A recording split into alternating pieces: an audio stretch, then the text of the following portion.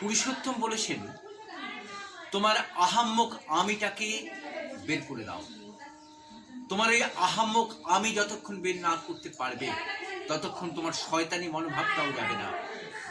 তুমি তার কথায় চলো, তার পথ ধরে এগো, তবেই তোমার ইচ্ছা পূর্ণ হবে এবং সেটাই হবে অদৃষ্ট।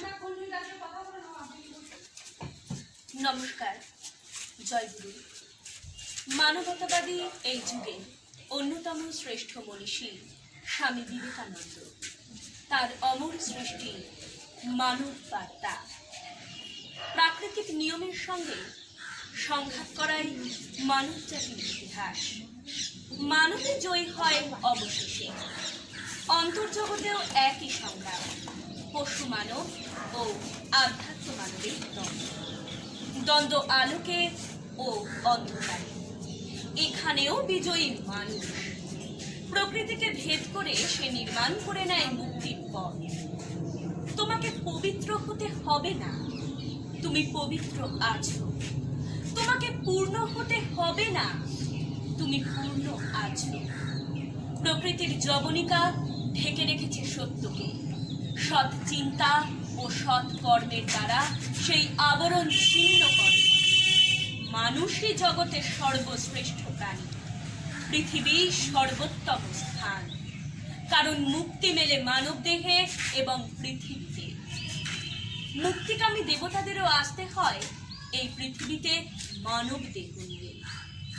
যে ঈশ্বরকে কেউ দেখতে পায় না, যার সম্বন্ধে কেউ কিছু জানে না, সেই ঈশ্বর না অনুভূত ঈশ্বর। উপাসনা করব কার? না, আমরা চাই জীবন্ত ঈশ্বরের পূজা। ঈশ্বরের সন্ধানে কোথায় ধাবিত তোমরা? জীবন্ত ঈশ্বর আছেন তোমারই সঙ্গে, তবু নির্মাণ করছো মন্দির আর গির্জা। বিশ্বাস রাখছো কাল্পনিক মিথ্যা বস্তুতে। নিশ্চয়ই যেন সৃষ্টির সব কিছু ঈশ্বরের মন্দির, আর শ্রেষ্ঠ মন্দির এই মানব দেহ। মন্দির মধ্যে তাজমহল। মানুষকে অধ্যয়ন করো, মানুষই জীবন্ত কাব্য। জগতের যত বাইবেল, জগতের যত খ্রিস্ট বুদ্ধ, সবাই আমাদের আলোকে আলোকিত। অন্ধকার কক্ষ এই দেহ, যখনই তাতে প্রবেশ করি তখনই তা আলোকিত হয়ে ওঠে। মানুষ ঈশ্বরকে ভালোবেসেছে, ভুলে গেছে মনুষ্য ভ্রাতাকে। ঈশ্বরের নামে মানুষ আত্মবলি দেয়, বিসর্জন দেয় নিজ পুত্রকে। দেশের পর দেশ লুণ্ঠন করে, খুন করে অবিশ্রাম, রক্তস্রোতে ভরিয়ে দেয় পৃথিবী। সবে ঈশ্বরের নামে। হায়, মানুষ ভালোবেসেছে ঈশ্বরকে, কিন্তু ভুলে গেছে মনুষ্য ভ্রাতাকে। শ্রী ঠাকুর অনুকূল চন্দ্রের স্বলিখিত বাণী। পিতার শ্রদ্ধা, মাতার টান, সেই ছেলে হয় সাম্যপ্রাণ। মাতৃভক্তি অটুট যত, সেই ছেলে হয় কৃতি তত। শিক্ষকে নাই ইষ্টে টান, কে জাগাবে ছাত্রে প্রাণ? অন্যে বাঁচায় নিজে বাঁচে, ধর্ম বলে জানিস তাকে? ধর্মে সবাই বাঁচে বারে, সম্প্রদায়টা ধর্ম নারে। মানুষ আপন টাকা পর, যত পারিস মানুষ ধর। নমস্কার। শ্রী শ্রী ঠাকুর বলেছেন, হীরক যেমন কয়লায় থেকে আবর্জনা মুক্ত হওয়ার চেষ্টা করে এবং আবর্জনা মুক্ত হলে তবে তার থেকে জ্যোতি বেরোয়, ঠিক তেমনি ভাবে এই বিশ্ব চরাচরে তিনি সাধারণ জীবের মতন থাকেন। তার আলোকে উদ্ভাসিত হয়ে এই জগৎ উদ্ভাসিত হয় হীরকের ন্যায় জ্যোতির বলয়ের মধ্যে দিয়ে। তাই শ্রী শ্রী ঠাকুরের এই কথা আমাদের জীবন মরণের বেদ বলে আমরা নিজেদেরকে গ্রহণ করে চেষ্টা করি। সেই সাথে উদ্দাম নাচের সাথে হিমায়তপুর গ্রাম থেকে গ্রামান্তরে, অধুনা বাংলাদেশের সেই সমস্ত গ্রাম থেকে গ্রামান্তরে মানুষ উদ্বেল হয়ে উঠেছিল। মানুষের মন শুদ্ধিকরণ, মানুষের স্বাস্থ্য এবং সমৃদ্ধ হওয়ার জন্য, নিজেকে সমৃদ্ধ করবার জন্য যে কীর্তনাঞ্জলির মধ্যে দিয়ে ঠাকুর বারবার বলেছেন, কীর্তন করে মানুষের মনকে শুদ্ধিকরণ করো, মানুষের জীবনে নতুন প্রাণবন্ততা এনে দাও, এলাকায় মানুষকে হরিনামের সংকীর্তনে মুগ্ধ করে তোলো। তাঁরই সেই কথাকে পরিলক্ষিত করেছে তার বিভিন্ন গানের মধ্যে দিয়ে। আজ আসি সেই গানের একটি নৃত্যে আপনাদের কাছে পরিবেশিত হোক। নৃত্যের ছন্দে ছন্দে আমরা যেন উদ্বেলিত হতে পারি তার গানে, তার মুগ্ধতায়, তার কীর্তনে।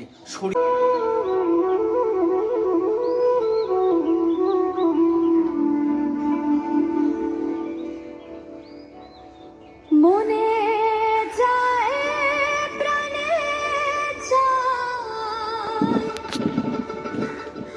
মনে যায় প্রাণে যায়, আসবে, আমি কত পেছনে যাবো। তোমরা কুঞ্জ সাজাও, তোমরা এখন কোনো হাসি নেই, কিছু নেই।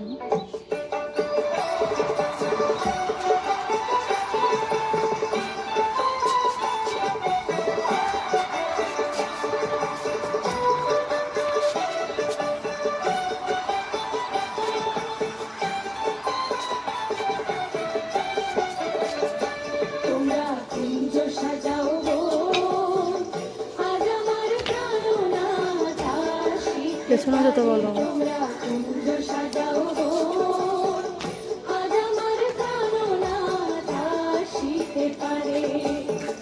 মনে যায় প্রাণে যায়, মনে যায় প্রাণে যায়, দিলে যায় জানে তোমরা কুঞ্জ সাজাও গো, আজ আমার প্রাণনাথ আসিতে পারে।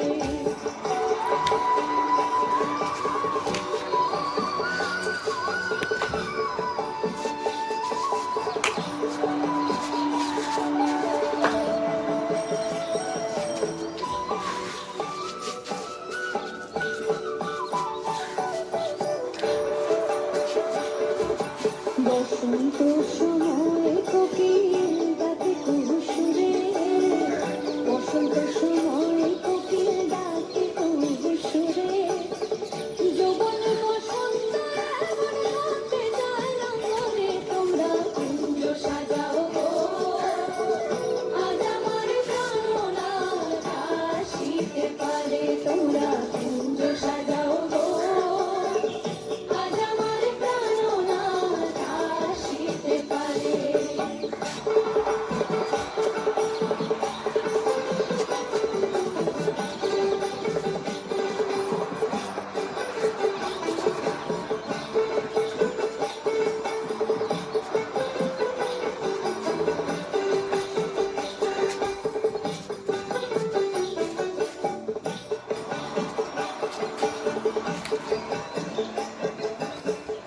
আতর গোলাপ চুয়া চন্দন ছিটাইয়া দাও ঘরে, আতর গোলাপ চুয়া চন্দন ছিটাইয়া দাও ঘরে, সাজাবো ফুলের বিছানা পবিত্র অন্তরে। তোমরা কুঞ্জ সাজাও গো, আজ আমার প্রাণনাথ আসিতে পারে। তোমরা কুঞ্জ সাজাও গো, আজ আমার প্রাণনাথ আসিতে পারে।